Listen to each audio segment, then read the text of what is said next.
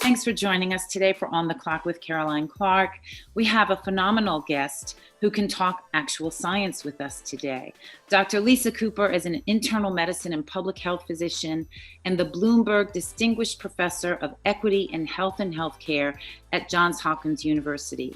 She is also founder of the Center for Health Equity and someone who has been deeply steeped in the issue of healthcare disparities and health disparities between the races for many, many years. More critically for our conversation today, Dr. Cooper is the director of Johns Hopkins Urban Health Institute, a 20-year-old entity that is reframing its purpose under her leadership to advance health and health equity in inner cities, particularly in Baltimore. She took on this critical role in the midst of the COVID-19 pandemic, and she is extremely busy. So Dr. Lisa Cooper, thank you so much for joining me today. Thank you for having me. You know, I want to talk first about the fact that you have been doing a lot of interviews, sort of connecting the dots between the two pandemics, COVID-19 and Black Lives Matter. But you know, the Black Lives Matter pandemic, as the media is often calling it, this is not new. This is not a new pandemic. This is not a new issue. In fact, one could argue it's the oldest pandemic that we have going. So you've been involved in this issue of health disparities for many, many years, really since the inception of your career. Can you talk first about why you engaged in this issue so early in your career and how it's evolved, if in fact it has? Oh, sure, I'd be happy to do that. So, you know, Caroline, you know, because we actually go a long way back, that I was born and raised in Liberia, West Africa. So I think my passion for this issue started really early in life. I grew up in a family that was pretty, you know, privileged in terms of being able to, you know, have a comfortable life. I went to an international school. We traveled, you know, my parents were professionals and my father was actually a physician in Monrovia. But sorry, I have this sort of frog in my voice this morning. But, you know, there were so many children all around us who didn't have the same things we had, you know, just the comfortable homes, you know, enough food to eat every day, wonderful schools, things like that. And I was so keenly aware of that at a young age that it seemed like, it just didn't seem fair to me that not everyone had the same opportunities I had. And so I think really early on in my life, I knew I was going to do something in that area. And I really had this heart for children. But, you know, of course, as I progressed through my education and, you know, ended up pursuing a medical career, I realized I really wasn't cut out to work with children. So that's a different story. That I still did really want to work in healthcare and in helping people live healthier lives, but really wanted to focus on people who didn't seem to have the opportunities to do that. And, you know, lo and behold, here in the great United States of America, I saw people struggling with the same situations that I saw back in Liberia. So that's, you know, that's how I sort of started with that. I didn't really have the name that it has now, like everyone's calling it health equity and health disparities. And at that time, I think people were calling the issue minority health, you know. And so I was in Baltimore. I had just sort of finished up my residency training and really realized that I was treating patients in the emergency room from the neighborhood surrounding University of Maryland Hospital. They were poor. They didn't have opportunities to get good jobs. This was in the midst of the heroin epidemic, also in the midst of the HIV epidemic, you know. So I just saw a lot of despair, and I saw the connections between the living situations that people were in and their inability to be healthy. And so I started feeling like, as a physician treating one patient at a time, that I wasn't making enough of an impact on the real issues that were making people sick. And I think that's what drove me into public health. And and then subsequently into research. But it's really research for the sake of making change. It's not just that I'm just interested in doing research. I've never been interested in just doing research just for the scientific curiosity of it. You mentioned, research in HIV and AIDS. I think it's interesting when COVID-19 really first took root in our culture, there were a lot of parallels being made between, the beginnings of HIV and AIDS. I know Dr. Fauci was very involved in that work back then, in terms of the fear, in terms of the uncertainty, in terms of the unknowns. And yet we have progressed down this line that has created this enormous tension between science and feeling, between research and what is actually known, and, all of this skepticism and doubt and questioning and second guessing. And it has made it enormously difficult for the average person of any race to really be clear in any way, shape, or form in what is real, what is not, what is fact, what is fiction, and how do we live, right? What do we do in this environment? So I'm curious to know what has been most frustrating to you in how we have evolved as a culture in the midst of this pandemic. There are just so many different things to be frustrated about the situation, in which we find ourselves. But I think one of the most frustrating things for me really has been sort of the lack of leadership and the lack of clarity in communication, So, and I think what happens when there isn't clear leadership and there aren't, clear messages coming out from leaders, I think it's just like, fertile ground for things like conspiracy theories and for, mistrust to just, flourish. And I think that's what we've seen. I think the fact that we have not had leaders that could engender trust from the broader society have created the opportunity for all these different sort of falsehoods to just spread and for people to then become confused. Yeah. So what do we do about this tension and doubt? How do we break through it? As a physician, as a scientist, as a leader of an institute that is dedicating its purpose to sort of building community and building confidence in the medical system, what do we do? Yeah, I mean, a lot of my work has focused on building relationships, so initially I did research looking at relationships between African American patients and their doctors. But I mean, I think broadly, I've been always interested in how healthcare delivery systems interact with their communities, how researchers, engender trust among their research participants. So I think a lot of it is about that. And so it's really finding the people that are trusted in each community and actually having them be the ones that are the ones carrying the messages. And looking for scientists who have integrity and who have the trust of many people. I think Dr. Fauci is one of those people, and I'm just so grateful for the service that he provides to this country and to the scientific community.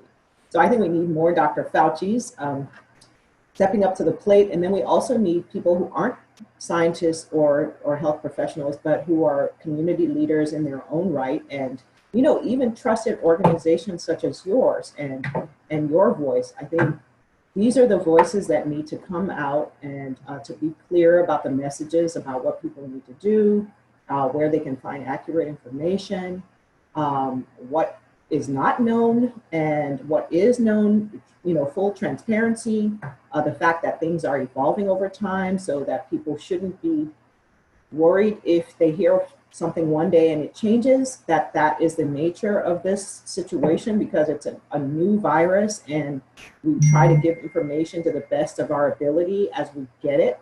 But it doesn't mean that, because we said one thing and now it's changed, it doesn't mean that we're not trustworthy or that we were covering something up. So I think a lot of that is what we need to get out to the public and really have people who are from those communities, trusted leaders, being the ones carrying the messages. Yeah, I think the issue of trust is becoming a deeper and broader and more significant issue every day. And for African Americans, for Black people, for Brown people, obviously this has been a long time issue. We have very good reason to be skeptical oftentimes. We are targeted oftentimes with misinformation that can be incredibly destructive when you're talking about your health. Most recently, I don't know if you saw, the president tweeted out this video of a Dr. Stella Immanuel from Houston, Black woman, Nigerian woman, physician, saying there's a cure and you don't need to wear a mask and all these things, which was subsequently sort of discredited, but, Not before millions of people had already seen it. Millions of people, and you don't know that the discreditation is going to reach those people. And so that was particularly concerning to me because she was a Black woman, an African woman, a physician, so all of the credible sorts of veneer were there, and yet the information, it turns out, is highly, highly questionable. So, what is their consensus about right now in the medical community? Because Fauci is who we most see, Right. but there seems to not be complete consensus among scientists. So what is their consensus about right now? What do we know to be true? Yeah. Well, there are a number of things we do know to be true. So one of them is that this is a completely new virus to humans, that it hasn't been seen in humans before now. We know that it came from a different species, that it quote unquote jumped from a bat species and came into humans. We don't know whether there's been an intermediate vector or somehow it got into a different animal before it was then discovered in humans. But because it's a brand new virus to humans, no one has any immunity to it. And I don't think there's any question about that. No one had any immunity to it when it showed up. And so as a result, people became ill when they were exposed to it. We know it causes a severe infection. It causes lung inflammation. It attacks many different organs. It can cause blood clots. It can cause strokes. It causes all kinds of different problems. Heart problems, brain issues, but most prominently, we've heard a lot about the lung failures due to this sort of like overwhelming inflammatory reaction from the body. So I think that's unquestionable. The other thing we know is that it is transmitted through respiratory droplets, and that the closer you are to someone, the more likely you are, with someone who has the infection, the more likely you are to contract that because you're likely to have a greater exposure to those respiratory droplets. We know that so far there has been, to my knowledge, one drug that is showing some promise, and that drug is called remdesivir. That is showing some promise in terms of its ability to curb the damage to the body based on the virus. Chloroquine, which initially was speculated as something that could have been helpful through sort of anecdotal reports and through small studies, has been studied in larger groups of patients and has not been found to be effective, and in fact has been found to be more harmful than effective, and that therefore the FDA has recommended removal of chloroquine from use for patients with COVID-19, even experimental use because of its potential for harm. Right. So those are things for which we have scientific consensus. We do know now, we didn't know early on that actually wearing a mask would help to prevent the spread of COVID-19, like a regular sort of cloth mask or surgical mask. We actually thought you had to have an N95, which is like a special type of mask that is Right. used to prevent respiratory transmission, that we wouldn't have had enough of those for the whole population. And we actually had a shortage of those. And so there was some concern about telling people to use masks when we knew that health professionals really needed them early on during the pandemic. But now there's been substantial evidence showing that in countries where people wore face coverings, that the death rates as well as the infection rates were much lower than in countries where that was not used early on. And so now there's been a shift in that recommendation, which early on there was like no specific recommendation to wear anything. But then once we got that information, we said everyone should wear face coverings. It may not protect you from getting infected, but it will definitely prevent the spread of the infection if you have it to someone else. But now we even have more information that wearing a mask can actually protect you as well. Right. Right. So I think there's clear consensus about all of that information. Yeah. So I guess I'm wondering, with all of the doubt, right? When people say wear a mask, like why we're still debating whether or not to wear a mask, honestly, is beyond me, because there is a Russian roulette sensibility about this virus that I think most people feel. I've interviewed and I've known, I have family who has had COVID. I have lost people I've known to COVID, and known many more people who have had it and perhaps not even been symptomatic and found out later they have the antibodies. So, the fear, I think, is largely based in this sort of Russian roulette position where you don't know if you're going to get it, but you also don't know, if you get it, how it will impact you. And it might be very minor, even barely detectable, and it might be the worst thing you ever had, right? And it could end your life. So I guess that piece of it, has been very hard, it seems to me, for the scientific and medical establishment to get a handle on the randomness of how it impacts people. Is there any consensus about that? And particularly because we know Black people are more susceptible, have we identified what in particular it is within our community that may make us more susceptible than not? Yeah. Well, I mean, I think when you say susceptible, do you mean susceptible to getting sick or to doing poorly once you get sick? Do you mean both? Both. Okay. So I think as far as to getting exposed to the virus and getting it, I think the reason that Black and brown people have gotten it at higher rates has more to do with social factors. So things like the kinds of jobs that we have, we make up a large proportion of frontline workers. We live in more crowded housing conditions because of, historical factors. We live in neighborhoods that don't have access to, fresh food markets and things like that, where we may end up having to go out more frequently. So, I think a lot of those social factors have contributed to the higher rates of COVID-19 infection among African Americans and other people of color.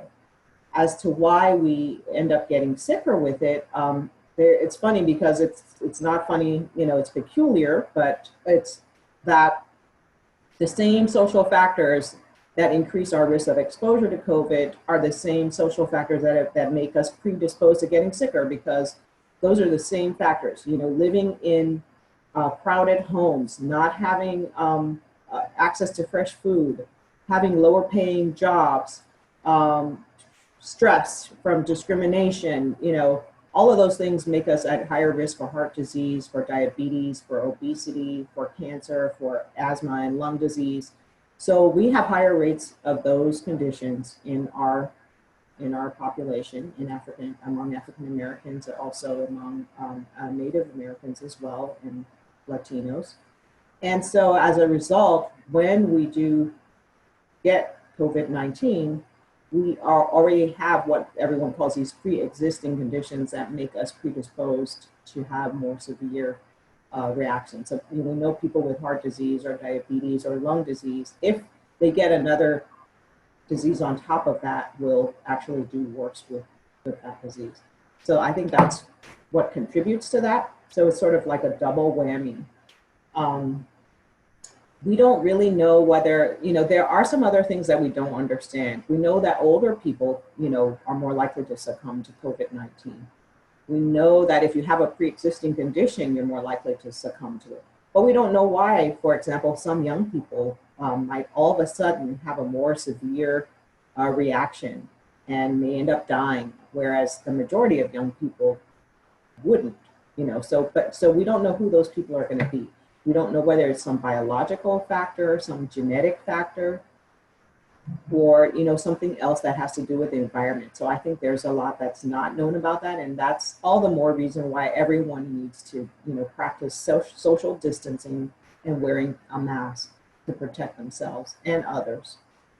I think that the wisdom behind these sort of very fundamental and very doable precautions has really been displayed by what we've seen in various rallies and protests throughout the globe, right? I even had concern when Black Lives Matter protests began, what might happen, right? What was it wise to get out and protest? My son protested, I protested. I know you and your son also protested. We wore masks. People were on the sidelines giving out hand sanitizer, giving out masks to anyone who didn't have them. It was really beautiful to see those types of gestures, that ordinary citizens were making to help protect those who were protesting in the midst of it. And then sort of you have that to compare to, for example, a presidential rally in Tulsa, where it was specifically noted, don't bother, don't wear the masks. And of course, we've seen since that many people got sick, including former presidential candidate Herman Cain, who is Black and who has been in the hospital virtually since then. So, when you got out there to protest in Black Lives Matter with your son, did you sort of take a beat, take a pause? How did you feel about it? And how do you continue to feel about it as these protests continue? Right, great question, Caroline. I know when this first came up, actually, it was pretty early on, right after Memorial Day weekend, when my son came to me and said, "Mom, I want to go and participate in, a Black Lives Matter protest down in DC." And I thought, oh my gosh, what a dilemma, because here I'm a public health professional. I'm telling everyone to stay at home and to stay 6 to 8 feet away from everyone else and wear a mask. And now my son wants to go into a big protest. And but I understood, his passion for the issue, and I actually felt the same way. And so I thought, okay, I found out that actually the protest we participated in was a caravan. So it was, people were supposed to stay in their cars.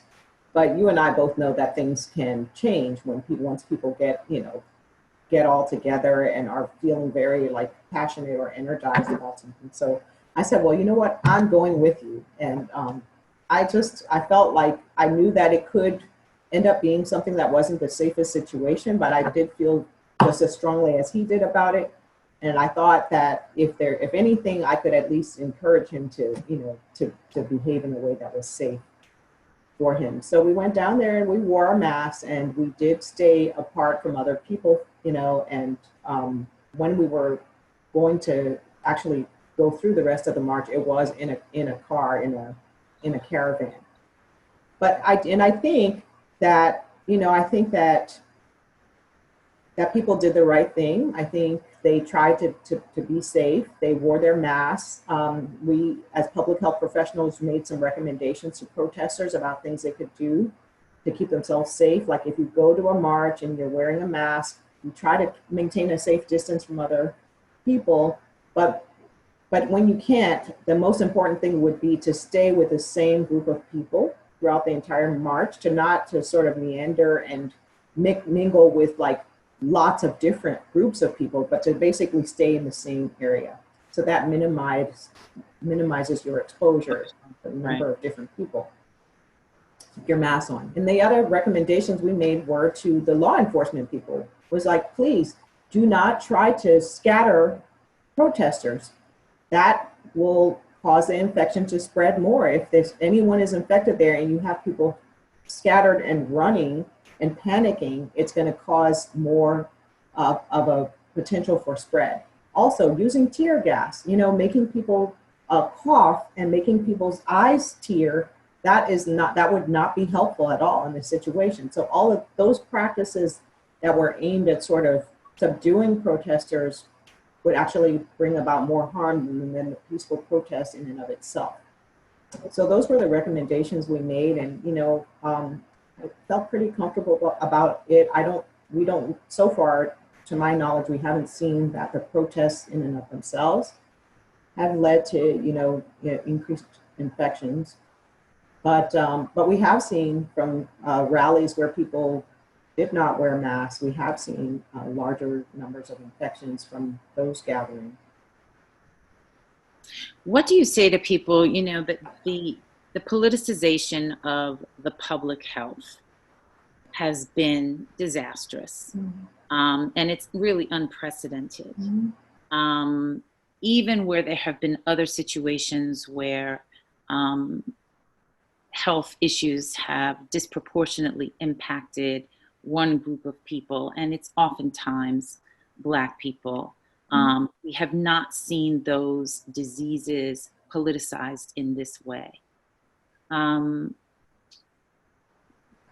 know that you feel very passionately about the generalized notion that what impacts Black people ultimately impacts all people, that there is no ability to really separate out these types of things. Can you talk a little bit about that? Because the otherism that goes on in our society today across all issues, but particularly as pertains to health and life and death issues related to health, is really distressing, and it's tearing at the fabric of this nation in a way that arguably little else has. Can you talk about that and sort of connect those dots for us? Sure. Yeah, I'll try. So, I think one of the things that leads to us feeling in this country in particular that, a problem of one person or one group of people is particular to them, is this sort of belief we have that the situations in which we find ourselves or our health or whatever is determined by our own behaviors and our own actions. And I think that there's some truth to that. Of course, we are responsible for doing certain things to keep ourselves healthy, to try to eat properly, to maintain a healthy weight, to not engage in harmful behaviors like smoking or drug use, or unprotected sex, or we know that there are certain behaviors that are important on an individual level. But I think what we fail to recognize is that people's decisions are shaped by the surroundings they are in and by their environment and by their opportunities. And so when we don't look at those things, we tend to blame individuals for their situations. And I think if we begin to see how people's decisions and actions are shaped by their opportunities, then we will be able to see that it's really our responsibility as a society to make sure that everyone has the opportunity to make a good decision about health. And so if you don't have the opportunity to make a good decision to begin with, then there's no way that you're going to be, healthier. And it's not going to be because just because you chose not to eat healthy if you have nowhere to go to buy healthy food. Or, it's not going to be because, you have to go out and work a frontline job because you just chose that. It's like you never had the opportunity to go to a school where you would actually be able to, afford to go to college or to get a higher paying job. So I think we need to start thinking more about how all these different factors in our society, a lot of them which are determined by our own choices, the choices we make about how we want to invest our money and who we elect to be our leaders. And so when we begin to see those connections, we'll see that, these choices we make don't only affect us individually, they affect our entire society. And if people across town are not doing well, or the people who deliver your packages, or who ring you up at the grocery store, or who drive the bus or the subway get sick, it impacts you too. You're not going to be able to get the food you need. You wouldn't be able to get to work. The people who clean the hospital, if they get sick, who's going to clean the hospital? Who's going to take care of the older people? Your grandmother, or somebody who's in a nursing home needs someone to help take care of them. And if all those people get sick, it impacts all of us. It's not just only them. And so I think when we begin to see things more like that, we'll see that it's really in our best interest to look after everyone and make sure everyone in our society has opportunities to be healthy. Just think about little children too. They can't go, none of them can go to school right now, they're stuck at home. They can't see their friends. And, it's impacting all of us. And a lot of it is because we haven't made the decision to protect everyone and to give everyone in our society opportunities.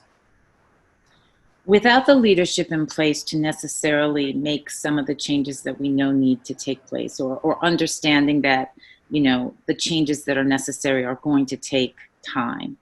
I think everyone is sort of living in a place right now, especially as we feel the fall coming. Is school going to be open? Is it not? Are, you're going to have to go physically back into the office, perhaps take public transportation, all these things are still very much uncertain for most of us.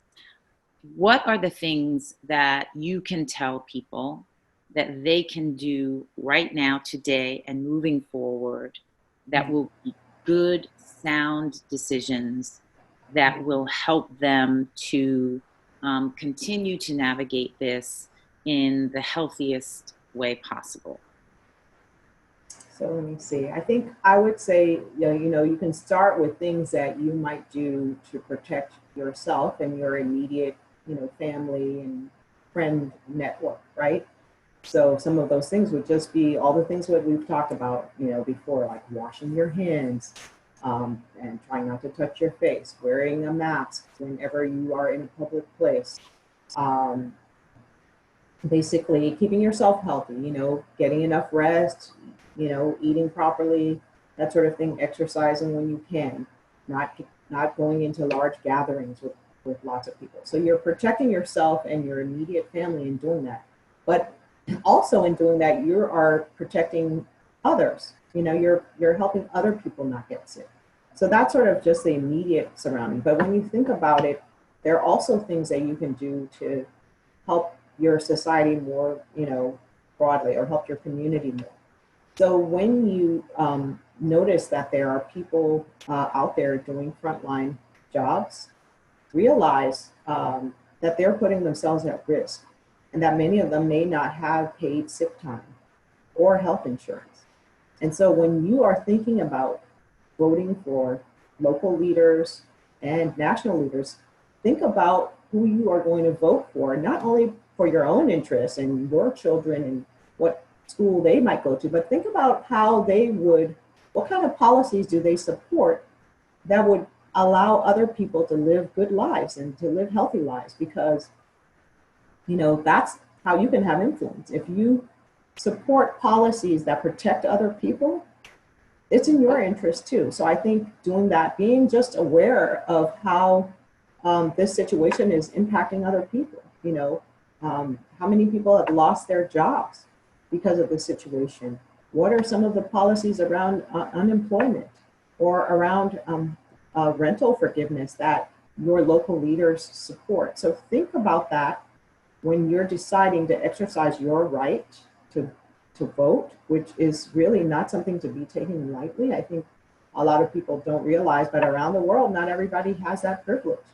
So don't be passive, you know, care about what's going on around you, because not only because, you know, you're a nice and kind-hearted person, which of course I think we should all be, but also because it's in your own best interest too. The other V word, vote, is a very, very big one. The other V word that is constantly in the air these days is vaccine, right? Oh, yeah. And everyone is speculating, when are we going to have one? Where is it going to come from? Who's really involved in creating it? And we started out in this conversation talking about leadership, lack thereof, conspiracy theories, and skepticism around the medical community. It seems to me that the vaccine is an area that is fraught with all of these issues. So as you, as a physician and as someone who is at the center of everything that is happening with this, consider the vaccine and what that might look like and how that may be rolled out. What are your concerns and what are your expectations? Yeah, I think one of my big concerns is that people will not trust the results of these studies and will not want to take this vaccine. And, you know, I think that's a really, really serious concern, because this is such a virus that causes such a severe illness and such high death rates, that the idea that people would not want to take the vaccine is just like very, very disturbing to me. But I think it's a real concern, because I think there are all these different conspiracy theories that have been circulating around, you know, motivations for this, or some human person creating this virus so that they could like benefit economically from creating a vaccine. You know, so none of this is true. No human created this virus.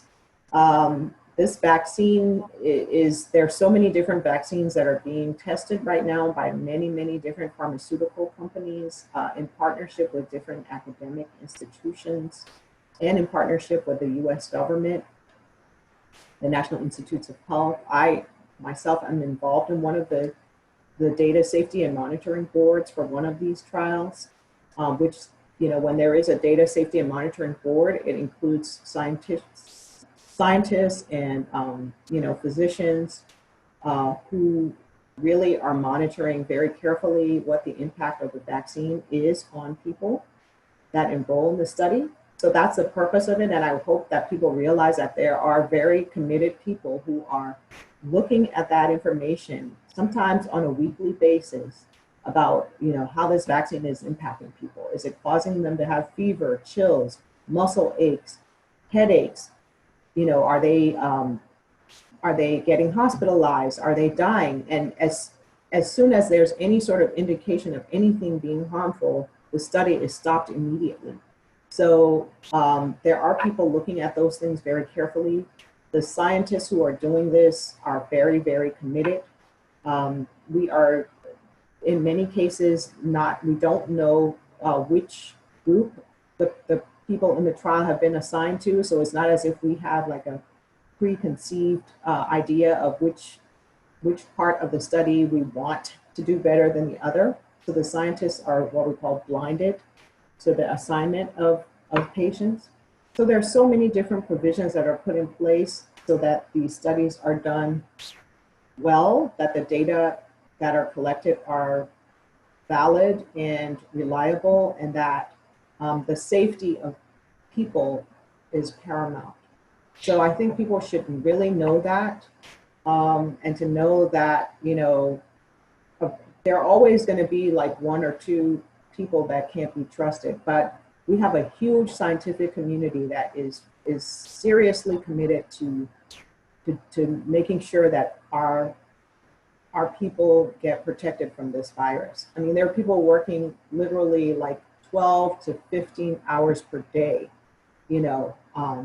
on these issues. So we have our frontline workers who are working to try to keep people healthy and to keep people from dying, risking their lives in many cases, not seeing their family for months. And we have scientists who are doing, researchers who are doing similar things. We're not doing this for financial gain. You know, most of us are not getting paid anything more for doing this. We're doing this because this is what we devoted our lives to. And so if people can see that and believe that and know that there are people like myself too, from Black and brown communities who are not, though not in enough numbers for sure, but those of us who are from those communities are committed to making sure that this is done in such a way that we all have opportunities to benefit from it and that we aren't harmed. Yeah. That I think is so important. It is critically important to get this bit of information out, because I do think, Black people in particular have become increasingly aware in recent years about the ways in which we have been compromised by past research and studies for cures for things, Henrietta Lacks and Tuskegee studies, these things are so deeply disturbing, and we have been harmed by this in ways that has had long-term ramifications for our people for generations. So, there is a fundamental fear and mistrust that is based in very real historical events and decisions made that clearly did not have our best interests at heart. So, I think it's really, really important for you to offer some confidence in this area to the degree that you can, because, the stacks of information that we have that give us reason to have pause are significant. I completely understand. And I do think that that we should ask questions. We should feel empowered and activated to ask questions about our concerns, to find out how many people of color are being enrolled into this study. Why are they being enrolled into this study? What specifically are you going to do with this information that you collect? How is my privacy going to be protected? Is there anyone who is from my community who has been in this study that I can talk to? All of those questions are valid, and I think that we should feel that it's okay to ask those questions and get answers from people. And if people aren't giving satisfactory answers, that we aren't forced. That if you sign up to be in a study, you're volunteering and you don't have to do it. Nobody should be feeling that they're under pressure or doing anything under duress. And then so that once the results do come out, we can feel confident that it wasn't, done at anyone's expense, or that no one was harmed in the process. And I can tell you these conversations come up every day now. And there are several of us who are making sure that we're the conscience of our community. But that's not to say that people shouldn't still have questions and, be skeptical. It's okay. But I would say, instead of just staying away and not saying anything, speak up and ask. And the same for when you go in to see your doctor, or if a family member gets hospitalized. You have a right to know what's going on with them. You should expect updates from your healthcare team, on at least a daily basis. If you have a family member who's in the hospital, you can ask what kind of treatment is being given, what is known about that treatment, what are the potential harms from it, why or how long can we expect, to wait before we see an improvement. And if health professionals tell you they don't know, it's okay, because realize that this is a new, many of the treatments are new. This is new ground that we're breaking here. And, you actually want people to be truthful and transparent with you if there's some uncertainty around it. But I think we would all feel more comfortable knowing that at least we asked the question. And if there's something that's unknown, we know that people are acting in the best interest of us and of our family members. Is there an expectation that the vaccine would be, a one-timer, like for polio or measles, or that it would be more like the flu vaccine where we would have to take it every single year? Because, as it is, I mean, to be honest, I have taken the flu vaccine some years, and I have not taken it many more years than I have taken it. And I've tended not to have the flu. It's been years, knock wood. But it is at the patient's discretion whether or not they take it. And people have very different feelings about it. Is this something that, the expectation is it would be more like the flu vaccine? I'm pretty sure it's going to be more than a one-time vaccine. I guess the reason I'm saying this is just because we've seen that the immunity sort of wanes from COVID-19 over time, and for many viruses it does do that. So we don't really know the answer for sure now, but I'm suspecting that this is going to be something that there would need to be more than a one-time, vaccination for it. But these are the kinds of things that we're going to be studying in these trials is, how long does the immunity last? And in fact, does it actually protect people from getting COVID-19? As long as the outbreak is still going on, we'll be able to tell whether people who have been exposed more but have had the vaccine are less likely to become infected than those who have been exposed but haven't had the vaccine. So these are all questions we're still asking. I suspect it is going to be something that will be more than a one-time. And when the vaccine does become available, is it something that you yourself would immediately go out and get and trust and have your family do that as well? Because there are those who think, oh, we're going to need to wait a month, a year, and see what happens. Like the experimenting will still be going on even once it is unleashed on the public.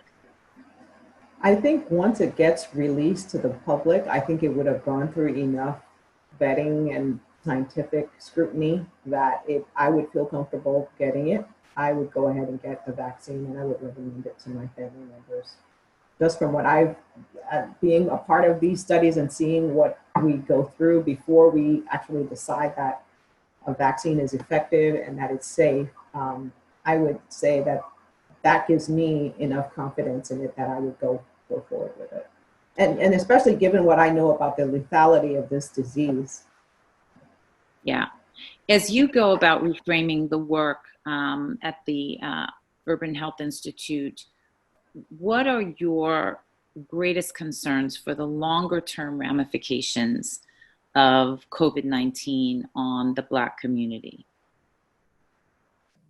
I think I'm concerned about a number of different things. I'm concerned about our children and sort of what's going to happen with the fact that many of the children from our communities have not been able to be at school for so long, and many don't have the access, the sort of broadband access where they could engage even in sort of the online teaching that might be available through other schools and to other children.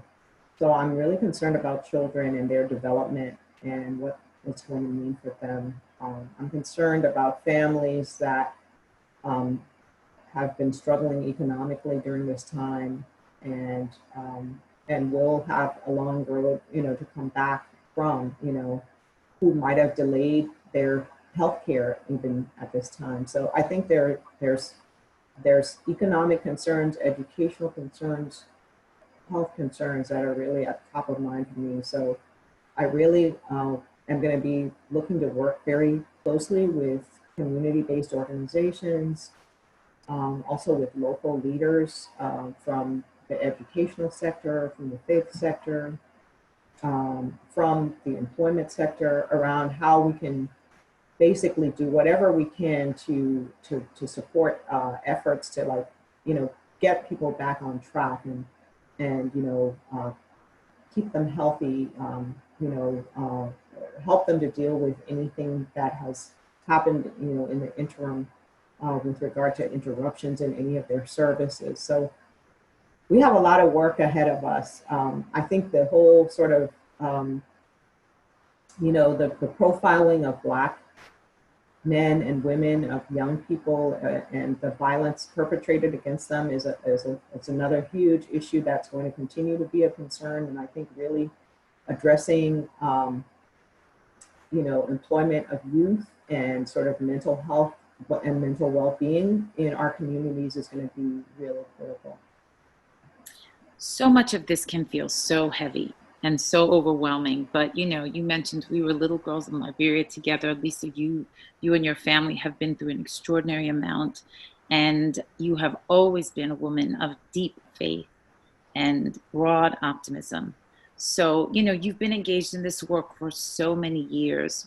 Where do you draw that optimism from, and how are you able to look forward, even in the midst of this, with that sense for the possibilities and the opportunities for Black people, so much at the forefront of what you're doing?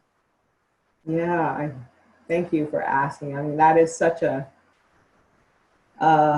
tough one. I know. I think you have to be an optimist to do the kind of work I do, because it can be so overwhelming at times. But I think my optimism, I draw from my faith, as you mentioned, and I draw from the wonderful and amazing people that I work with every day. I see just the amazing dedication and optimism and compassion among those community groups, people who lead organizations who they've been doing this for years. Even in the face of economic challenges, and somehow things do seem to improve and to work out. I know that there are so many times in the past, even with the situation in Liberia and the civil unrest that went on there and the war that went on and ongoing struggles, but I just still see the amazing strength of the human spirit. And I see just the willingness of people to continue to get up and keep trying and keep supporting one another. And to me, that's, sorry about that. That's somebody cheering for everything you're saying. Yes. So, to me, that's what makes this all sort of worthwhile, and why I just believe that things are going to continue to get better. Like every time it looks like there's no way out of this, something happens. All it takes is a few people with some resolve and some ingenuity and just some perseverance to bring together another group of similar people. And we've seen that even with the Black Lives Matter movement.